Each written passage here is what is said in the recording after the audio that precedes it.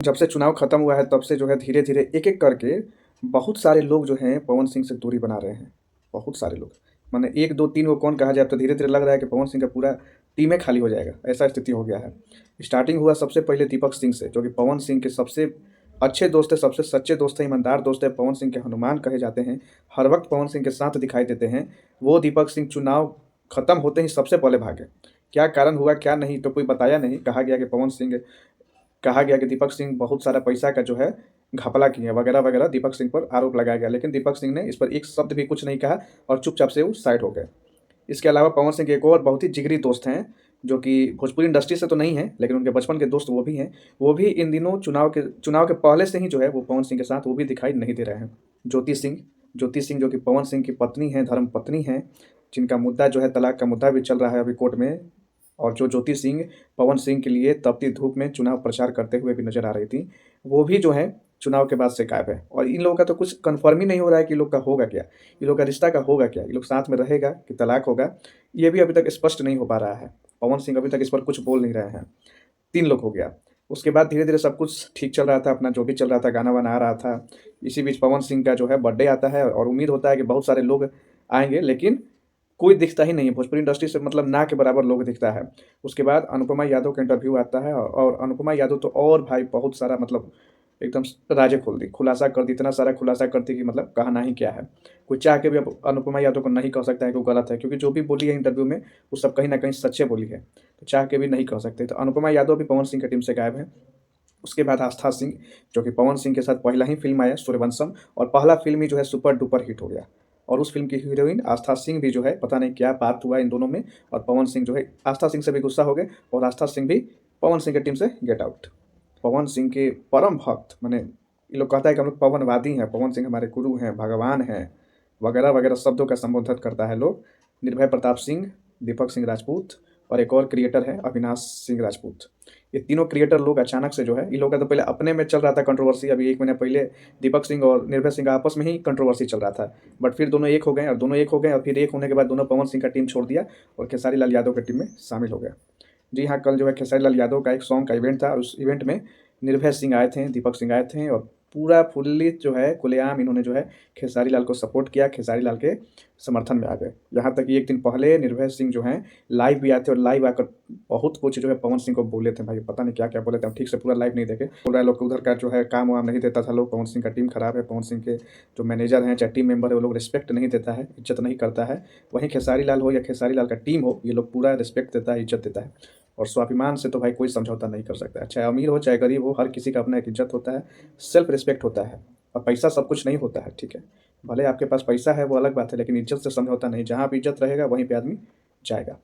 तो शायद यही कारण है, कहीं न कहीं कुछ ऐसा बदतमीज़ी, ऐसा बर्ताव किया गया इन लोगों के साथ, और यही कारण है कि धीरे-धीरे ये सब लोग जो है टीम से बाहर ऑटोमैटिक खुद से हो रहा है। ये नहीं कि कोई निकाल रहे, लोग खुद से बाहर हुआ है।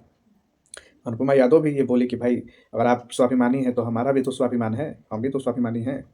तो कहीं न कहीं बहुत कुछ चल रहा है भीतर-भीतर, और पवन सिंह हमेशा कहते रहते हैं उनको, देखिए मैं भी जुड़ा हूँ उस टीम से, मैंने काम किया है।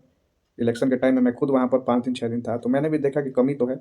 जो कुछ लोग आस-पास रहते हैं पावर स्टार के, उन लोगों में कमी तो है। ये लोग पता नहीं क्यों लोगों को, चाहे टीम के लोग हो, कोई सिंगर हो, कोई एक्टर हो, कोई यूट्यूबर हो, कोई न्यूज़ वाला हो, चाहे कोई आम पब्लिक हो, चाहे फैन हो, ये लोग मिलने ही नहीं देता है। पता नहीं क्या ये लोग को समझ में नहीं आता एकदम, मिलना ही चाहते ही नहीं है कि लोग मतलब कोई और पवन सिंह तक पहुँचे। ये लोग बस 2-4 लोग हैं, ये लोग चाहते हैं कि हम ही लोग जो हैं, हम ही लोग रहें और कोई नहीं जाए। और शायद यही कारण है कि बहुत लोग कहता है और हमको भी लगता है कि अगर यही स्थिति रहा, तो भाई पवन सिंह बहुत नीचे चले जाएँगे, ग्राफ जो है बहुत नीचे चला जाएगा, क्योंकि पब्लिक में एक तरह का मैसेज आ रहा है कि ये लोग जो है घमंडी है, अहंकारी है, ये लोग का पूरा टीम जो है घमंडी है। इस तरह का मैसेज जो है पब्लिक में जा रहा है, और इस तरह का मैसेज अगर जाना जा रहा है तो धीरे-धीरे कहीं न कहीं कहानी जो है खत्म हो जाएगा भाई। ये सच्चाई है, इससे आप जो है इनकार नहीं कर सकते। तो इन सब चीज़ों पर पवन सिंह को ध्यान देना चाहिए। बाकी अब पता नहीं, तो खुद समझदार है, लेकिन कहाँ गलती हो जाता है, कहाँ कमी हो जाता है, कौन क्या उनसे बोल देता है।